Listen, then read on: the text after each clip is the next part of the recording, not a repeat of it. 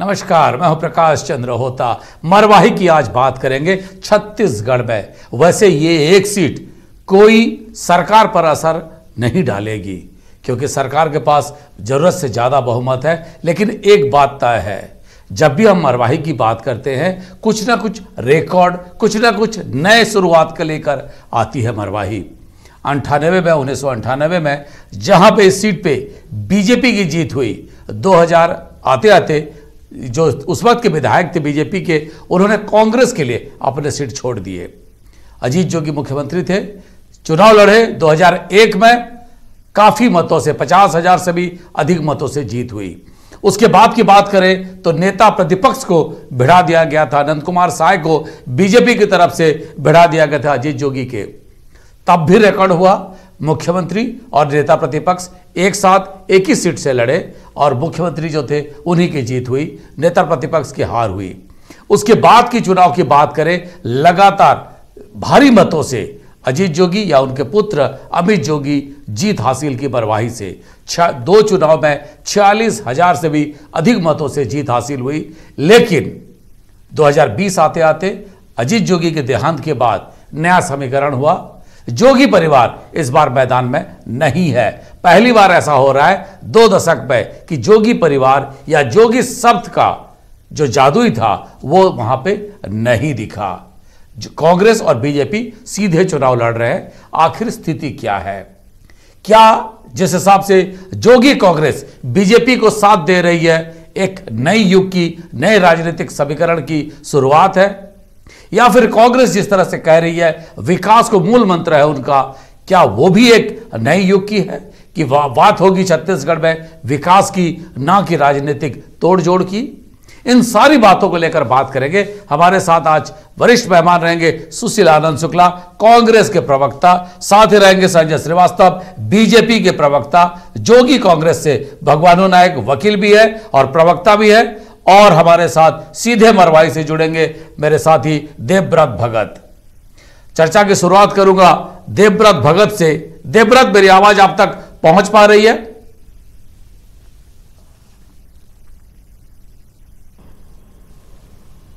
देवव्रत, मेरी आवाज आप तक पहुंच पा रही है?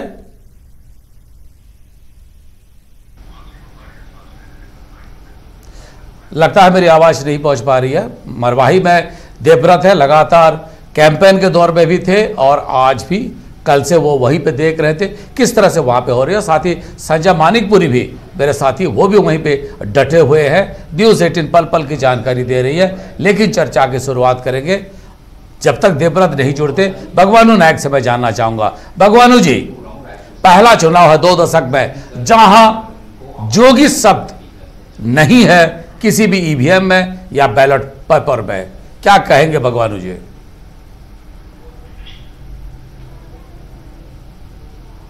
देखिए आदरणीय होता सर, निश्चित रूप से जोगी परिवार का कोई सदस्य आज चुनाव नहीं लड़ रहा है, लेकिन चुनाव के मैदान में हम डटे हुए हैं। हमने भारतीय जनता पार्टी को समर्थन दिया है और जोगी का साथ जिसको है विजय उसकी होगी।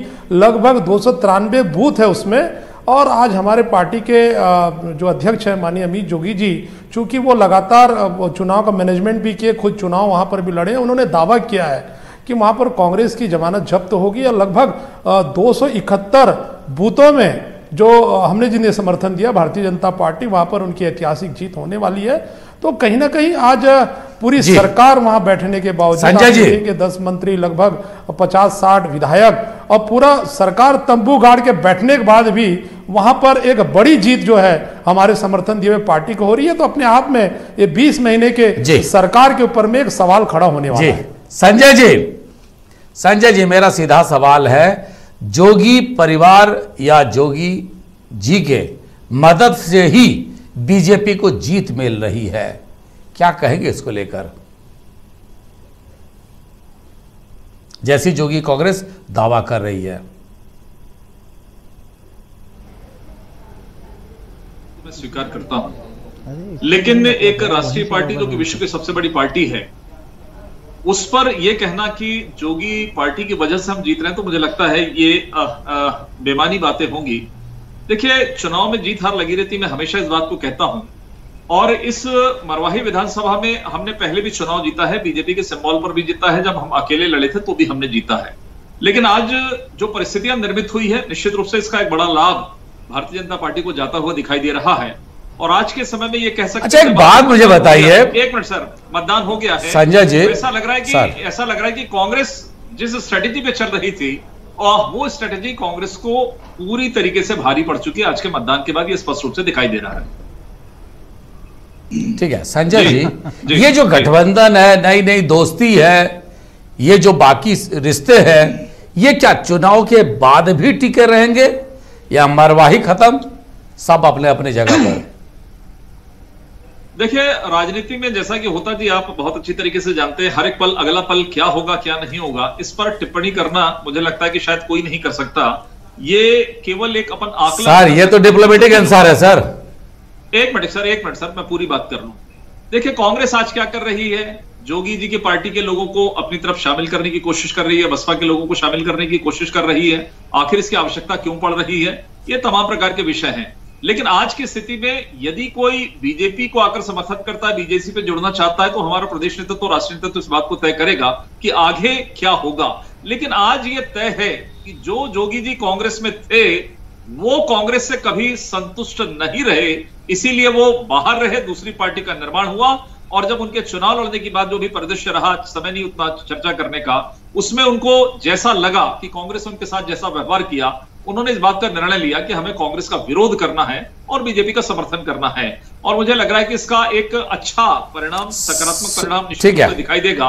और जिस चुनाव को हम जीत रहे थे, उस चुनाव को हम अब बड़े अंतर के साथ में जीतेंगे। जी सुशील आनंद जी शुक्ला, क्या कहेंगे इस पूरी बातों को, जो जिस हिसाब से बीजेपी कह रही है जीत उनकी ही हो रही है, उनकी ही थी, अब जोगी कांग्रेस क्योंकि जुड़ गया तो जीत और बड़ी होगी, 77% से अधिक मतदान, क्या कहेंगे इस लोगों की उत्साह को? सुशील आनंद जी शुक्ला। मेरे को नहीं आ रही आवाज।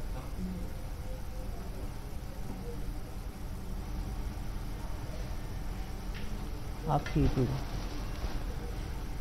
सुशील जी मेरी आवाज आप तक पहुंच रही है? सुशील जी मेरी आवाज आप तक पहुंच पा रही है?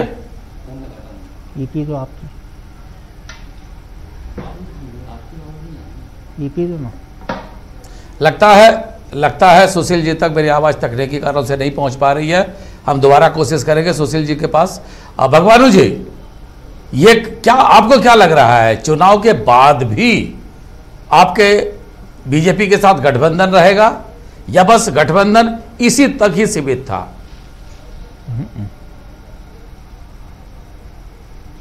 नहीं, आवाज ही नहीं आ रही है, क्या मतलब, आधा डिबेट खत्म हो गया। सुशील जी अभी आवाज नहीं आएगी 10 तारीख तक।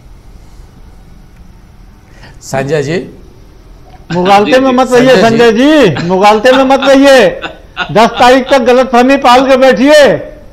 क्या हुआ कि खुद तो निपट नहीं पाए तो पेटी कॉन्ट्रैक्टर के रूप में अमित जोगी को लाया, और अमित जोगी आप मिलके भी आपके प्रत्याशी गंभीर सिंह जी की जमानत नहीं बचा पाओगे आप। ये स्थिति है, वहां पे जमानत बचाने के लाले पड़ रहे हैं आपको।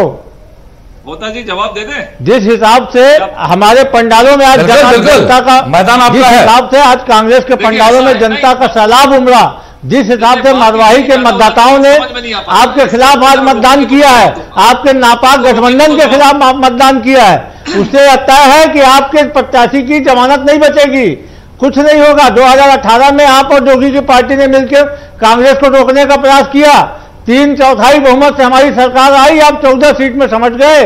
मरवाही में भी आपकी जमानत नहीं बचने वाली संजय जी। खुशफहमी सिर्फ सुशील जी 10 तारीख तक पाल के रखिए आप। समय दूंगा ठीक है, ठीक है, आप नहीं देंगे तो होता नहीं देंगे समय।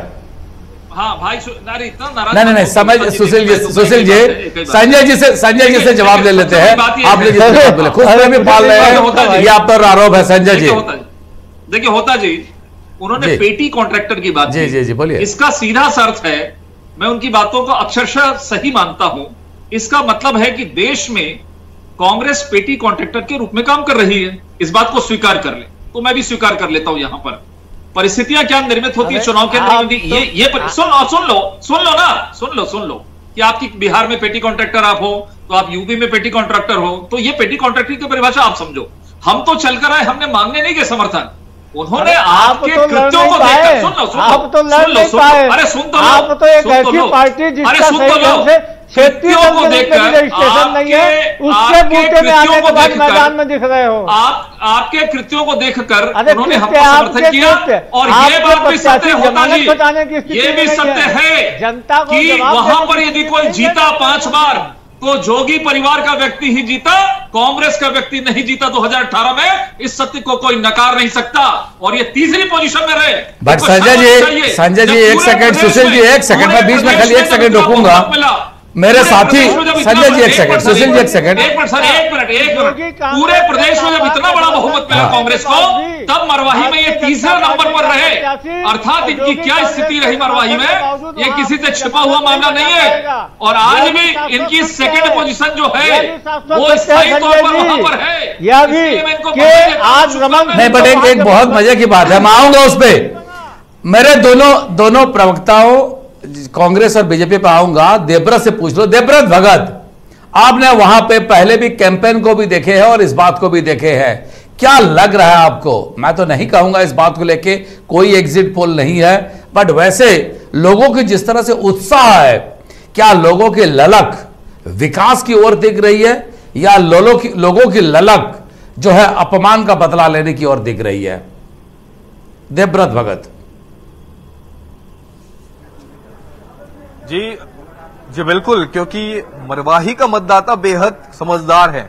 हमने जहां तक समझा यहाँ की जनता की नब्ज टटोली, उससे ये तो साफ पता चल गया है कि यहाँ पर साइलेंट वोटिंग हुई है। देवव्रत, मेरी आवाज आप तक पहुंच पा रही है? के साथ जिस तरह से आम किसी हम चुनाव में पहुंचते हैं, जी बिल्कुल आपकी आवाज मुझ तक पहुंच रही है। और जो मैं आपको बता रहा हूं कि यहाँ पर साइलेंट वोटिंग इस बार हुई है, और मतदाता यहाँ का बेहद समझदार है। हर बार आप किसी नए दूसरे विधानसभा क्षेत्र में जाएंगे, वहां से अलग यहाँ पर का मतदान हुआ है। यहाँ की जनता सब कुछ समझ रही है। 2013 के आंकड़े वोटिंग परसेंटेज बताते हैं 83% यहाँ पर वोटिंग हुई थी। उसके बाद वोटिंग परसेंटेज गिरा, 75% वोटिंग हुई, और इस बार 77% वोटिंग हुई है, यानी 2% वोटिंग ज्यादा है। अब इसके क्या मायने निकाले जाए?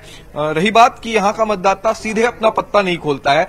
जिस तरह से हमने जनता की नब्ज टटोली, वहां के लोगों से बात किया, हालांकि ट्राइबल्स यहाँ पे ज्यादा मतदाता हैं, लेकिन मतदाता इतना ज्यादा समझदार है, आप चाहे कितने भी उनको लोक लुभावनी वादे कर दें या फिर लुभावनी चीजों से उनको आकर्षित करने की कोशिश करें, लेकिन यहाँ का मतदाता वोट उसे ही करेगा जिनको वो चाहता है और जिनकी उनकी मर्जी है। हालांकि विकास के अगर मायने की बात की जाए तो 20 सालों से भले ही अजीत जोगी यहाँ पर के विधायक रहे हो, लेकिन कई मायनों में मरवाही विधानसभा अब भी पिछड़ा हुआ है। विकास की दरकार है यहाँ पर, और इस विकास को पाने के लिए यहाँ के मतदाताओं ने वोट किया है। फिलहाल ईवीएम में किस्मत कैद हो गई है मतदाताओं की, और अब बिल्कुल ठीक है सुशील जी, युग की शुरुआत मरवाही में होने जा रही है। जोगी सुशील जी, जिस बात की वादा किए थे आपने मरवाही की जनता को, अगर आपके प्रत्याशी जीतते हैं तो क्या विकास की गंगा बहेगी या चुनाव खत्म? कौन किसको पहचानता है फिर? सुशील जी, सोता जी का बात नहीं आती, मतलब वहीं। सुशील जी, मेरी आवाज अब तक पहुंच पा रही है? आप थोड़ा सा ना, 20 मिनट हो गया क्या?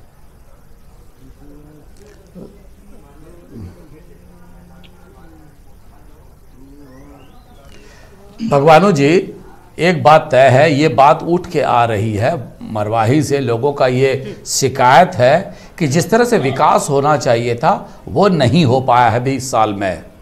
क्या ये जो 77% की वोटिंग रुझान दिखा रही है 80% तक जाएगा? फाइनल जब टैली आए तो मुझे मेरा जितना तजुर्बा है लगभग 80% तक जाएगा। ऐसे परिस्थिति में इसको क्या समझा जाए? लोगों में विकास को लेकर ललक है या क्या समझा जाए? भगवानू जी,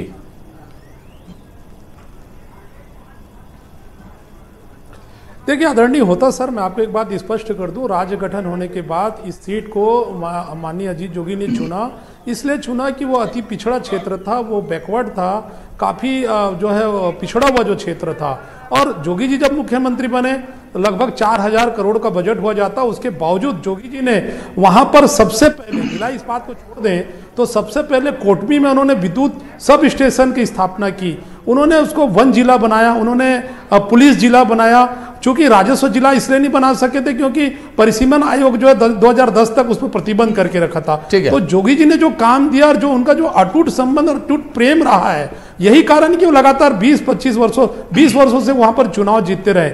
आज जो वोटिंग का जो ग्राफ बढ़ा, इसका एक सीधा सा जो इसका परिणाम यह है कि ये कहीं ना कहीं जोगी जी को जिस तरीके से अपमान किया गया है, वहां के कमियां, वहां के बेटा, वहां के मजदूर किसान माटी पुत्र को सार्वजनिक मंचों से जिस तरीके से अपमान सूचक शब्दों को उपयोग किया गया। अच्छा, एक बात है, ठीक है, मैं समझ गया, मारवाही की जनता सरकार के खिलाफ वोट। संजय श्रीवास्तव जी, ठीक है, संजय जी, मुझे याद आ रही है 2003 की चुनाव की, नंद कुमार साय लगातार कहते रहे पार्टी मुझे जिस तरह का समर्थन देना चाहिए, मदद करना चाहिए, वो मुझे नहीं मिल पाया। वो कई मंचों में इस बात को उठाए। क्या जानबूझ के बीजेपी वहां पे उस ढंग से नहीं लड़ रही थी जैसे अब लड़ रही है? नहीं, देखिए ऐसा नहीं है होता जी। वर्ष 2000 था, 2003 नहीं, वर्ष 2000 था जब वो मुख्यमंत्री के रूप में जी जोगी जी थे, तो उपचुनाव हुआ था। मैं स्वयं उस उपचुनाव में था। और देखिए मुख्यमंत्री, एक तो जोगी जी का विषय था, आप और हम दोनों मिले थे मरवाही के जंगल में, आप और हम दोनों मिले थे संजय जी। जी हाँ, जी हाँ, जी हाँ, जी हाँ।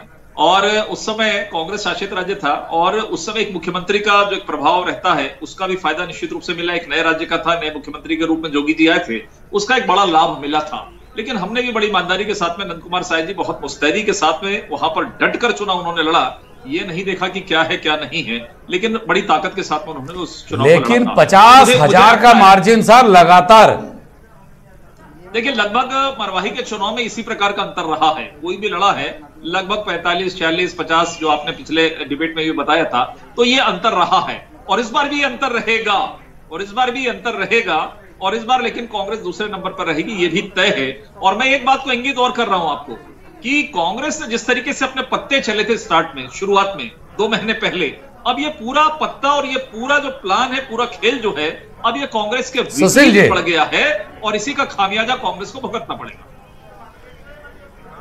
सुशील जी, बीजेपी कह रही है 50,000 का अंतर रहेगा, अंतर तो रिकॉर्ड का ही रहेगा। वैसे आज मुख्यमंत्री बिहार में चुनाव प्रचार में जाने से पहले यही कहा था कि रिकॉर्ड मतों से हम जीत होगी, अब रिकॉर्ड कितने का होगा वो देखना है। लेकिन बीजेपी कह रही है ये जीत हमारी है, क्या कहेंगे? देखिए होता जी, अब 10 तारीख तक खुशफहमी पालने का अधिकार संजय जी को है, भारतीय जनता पार्टी को है। लेकिन यह तय है कि मारवाही में कांग्रेस का हमारा प्रत्याशी निसंदेह रिकॉर्ड मतों से चुनाव जीतने जा रहा है। जो 50,000 का आंकड़ा अभी संजय जी दे रहे थे, ये वहां के हमारे प्रत्याशी के ध्रुव जी के लिए दे रहे थे। इनका प्रत्याशी तो वहां पे जमानत बताने की स्थिति में नहीं है। दरअसल मारवाही के मतदाताओं ने, मारवाही के किसानों ने 2500 रुपये धान की कीमत के आधार पर वोट दिया। मारवाही के मतदाताओं ने वहां के जिला बनाने के आधार पर वोट दिया। मारवाही के मतदाताओं ने मारवाही के डेवलपमेंट में 15 साल से जिसको इन्होंने अवरुद्ध रखा था, लेकिन सुशील जी, वहां से प्रतिनिधित्व जो लोगों ने विकास नहीं करवाया उसके कारण जी। सुशील जी, जो केवची से आगे गया है वो खुद ही जानता है, गोरेला, पेंड्रा, मरवाही क्या स्थिति थी। निश्चित रूप से विकास की तो जरूरत है उस कॉन्स्टिट्यूएंसी को, क्या कहेंगे आप सुशील जी? बिल्कुल विकास की जरूरत है। अभी आपके संवाददाता भी बता रहे थे, हम आप सबने मरवाही को देखा है। किसी भी जितना बड़ा नाम था, जितना बड़ा उस क्षेत्र का नाम था, देशव्यापी नाम हुआ, लेकिन विकास के नाम पे वह क्षेत्र पूरी तरीके से पिछड़ा हुआ था। सड़क, बिजली, पानी की समस्याएं थी। स्वयं अमित जोगी जो वहां से विधायक रहे हैं, चुनाव के 2 महीना पहले आंदोलन कर रहे थे कि वहां पानी की समस्या है। भाई साहब, आपके पिताजी 3 बार विधायक रहे, 4 बार विधायक रहे, आप स्वयं विधायक रहे, क्यों पेयजल की समस्या का निदान नहीं करवाए? भारतीय जनता पार्टी और छत्तीसगढ़ जनता देवव्रत भगत दोनों ने मरवाही के विकास को रोक कर रखा था।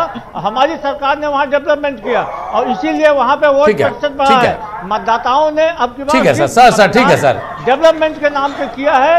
कांग्रेस की सरकार को धन्यवाद देने के नाम पे मतदान। अरे कांग्रेस नेता के रूप में जोगी जी थे ना वहां, और मुझे ऐसा लगता है देवव्रत भगत, मैं संजय जी आपके पास आ रहा हूँ, संजय जी मैं आपके पास आ रहा हूँ, संजय जी मैं आपके पास आ रहा हूँ। 2008 में आपके पोस्टर बॉय, 2013 में आपके पोस्टर बॉय, 2003 में आपने जोगी जी को नकली आदिवासी बोला और बस्तर से हम चुनाव हार गए।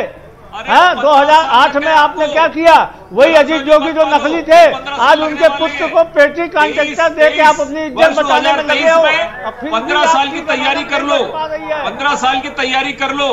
आत्महत्या हो रही, किसान मारा जा रहा है, हत्या हो रही, मर्डर हो रहा है, स्मगलिंग हो रही है, दारू शराब का खेल हो रहा है, जुए का खेल हो रहा है, रेप का खेल हो रहा है। क्या है ये सरकार है? शराबबंदी के नाम पर बेशर्मी के साथ इस तरीके से ओढ़ लिया है आपने, कुछ तो शर्म करनी चाहिए। शराबबंदी के नाम पर शराब बांट रहे हो, गाड़ियां पकड़ा रही है, साड़ियों की गाड़ी पकड़ा रही है, पूरे शासन तंत्र को आपने झोंक दिया है केवल इसलिए कि हम जीत जाए, जोगी का सर नीचे हो जाए, केवल इसलिए आप पूरे शासन का दुरुपयोग किया है आपने। और ठीक है, एक सेकंड सर, संजय जी, सुशील जी, एक सेकंड में देवव्रत से एक सवाल ले लो।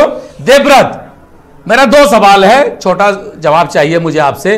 पहली बात है, आप उस कॉन्स्टिट्यूएंसी को अच्छे से जानते हैं, एक बात बताइए, ये जो जोगी कांग्रेस और बीजेपी का गठबंधन दिख रहा है, इसका कोई भविष्य आप देख रहे हैं? पहला सवाल है, क्या कहेंगे इसको लेकर देवव्रत? जी बिल्कुल, एक तरह से ये गठबंधन ही कहा जा सकता है, क्योंकि अमित जोगी ने खुल करके बीजेपी को सपोर्ट कर दिया है। अब तक के कयास ये लगाए जा रहे थे कि जोगी कांग्रेस का हो सकता है कि कांग्रेस में विलय हो जाए, लेकिन ये नतीजे तय करेंगे कि जोगी कांग्रेस का भविष्य किस तरह का होता है, क्योंकि आधे विधायक टूटकर कांग्रेस की तरफ जाना चाहते हैं, अमित जोगी चले गए बीजेपी की तरफ। अब ऐसे में भविष्य तय करना होगा अमित जोगी को कि क्या वो इसी तरह से अपनी पार्टी जारी रखते हैं या फिर जोगी कांग्रेस का विलय बीजेपी में हो जाता है। एक तरह से समर्थन करना यानी कि गठबंधन ही माना जा सकता है, क्योंकि एक तरफ कांग्रेस, अच्छा एक सवाल मेरा और भी है, बीजेपी और जोगी कांग्रेस एक साथ मिलकर चुनाव लड़ रहे थे तब एक सवाल मेरा और भी था।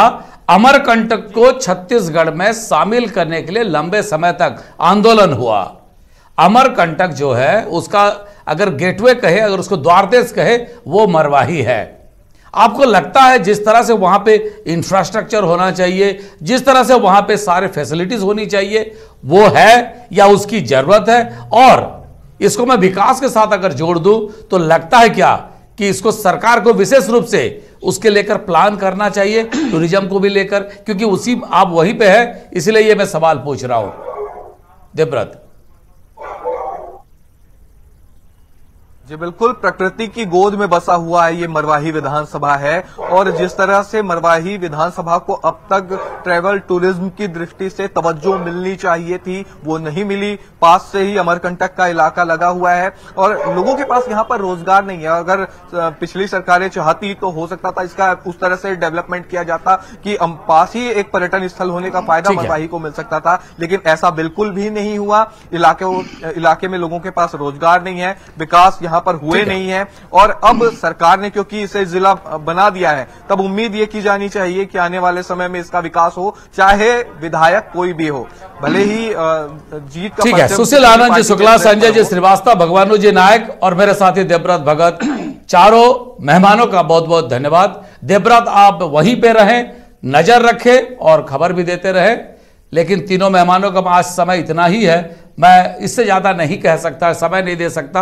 आगे किसी और दिन फिर चर्चा करेंगे जो बाकी बच गए मुद्दों को लेकर। बट एक बात तय है, अमरकंटक को किसी जमाने में या 2000 में प्रदेश बनने के बाद पंडित राजेंद्र प्रसाद शुक्ल जो स्पीकर भी बने थे, प्रथम छत्तीसगढ़ के प्रथम स्पीकर, उन्होंने इस बात को लगातार उठाते रहे और जोगी जी को भी कहते रहे कि आप उस पर मदद करिए, अमरकंटक छत्तीसगढ़ में शामिल होना चाहिए था। वो मुद्दा कहीं गुम हो गया। अगर अमरकंटक छत्तीसगढ़ में होता तो रोजगार बढ़ती, ये राजेंद्र प्रसाद शुक्ला और अजीत जोगी दोनों का कहना था। आज उस अविकसित इलाके में लोगों को विकास मतलब रोजगार चाहिए, लोगों को जिंदगी बेहतर करने की तरीका चाहिए। सरकार किसी की भी हो, लोगों की विकास होनी चाहिए। और अब जनप्रतिनिधि कोई भी हो, विकास वहां पे पहुंचना चाहिए। वैसे 10 तारीख को हम ही बताएंगे, न्यूज़ 18 का मतलब होता है चुनाव, और हम बताएंगे कि उस दिन किसकी ओर लोगों का रुझान रहा है। लेकिन आज समय हो गया है, हमें दीजिए विदाई, लेकिन न्यूज़ 18 में खबरों का सिलसिला जारी है।